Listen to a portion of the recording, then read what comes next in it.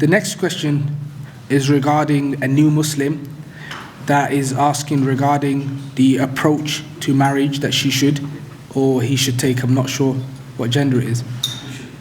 He.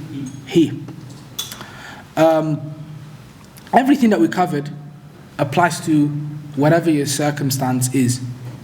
And there are things that sometimes may not be applicable to individuals that are new Muslim. And in the case of a new Muslim, more specifically the topic of al-wilaya, which is the guardianship, which alhamdulillah in this context doesn't really apply. And so how to approach marriage as a new Muslim, approach it like any other Muslim would.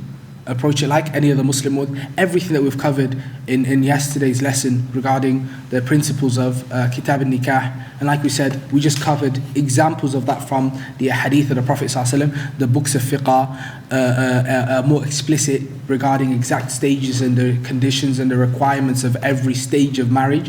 That is how you should go about getting married.